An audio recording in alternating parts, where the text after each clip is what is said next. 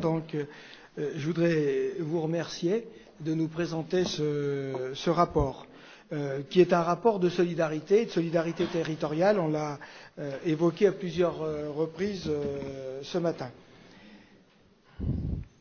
Nous avions avant un dispositif donc, qui pouvait permettre d'aider dans le même montant, c'est-à-dire à hauteur de 50%, les communes qui faisaient du transport d'eau pour pouvoir approvisionner certains, notamment hameaux ou réservoirs de leur territoire. On voit bien que les problématiques de sécheresse se posent de façon cruciale.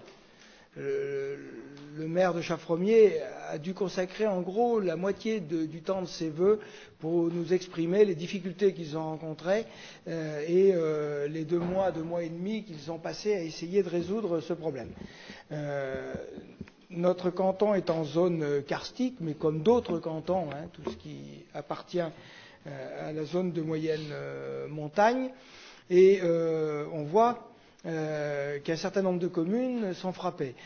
Sur le simple canton de Bellegarde, une autre commune a été amenée à faire de l'approvisionnement en eau par ses propres moyens. Elle est équipée, et une autre commune a tenu à bout de bras, si vous voulez, un petit peu la distribution pour pas être contrainte à cela. Alors je ne sais pas si nous ne devrions pas, dans les années à venir, avoir une réflexion justement sur ce sujet, parce que je crains que nous soyons confrontés de façon malheureusement peut-être récurrente à des problématiques de cette envergure. Bien, merci Monsieur Larmangin. Moi je suis favorable à aider les communes au titre de l'investissement plutôt que du fonctionnement. Le transport, c'est du fonctionnement.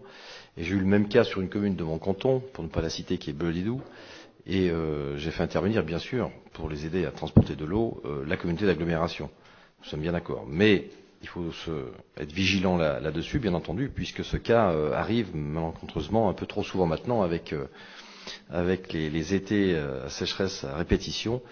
Et c'est un cas important, mais heureusement que nous avons encore l'aide à la politique de l'eau, comme cela peut le montrer. En tout cas, le département prouve une fois de plus qu'il est bien le premier partenaire financier des communes et des intercommunalités, notamment grâce à ses aides de dotation territoriale et ses aides à la politique de l'eau.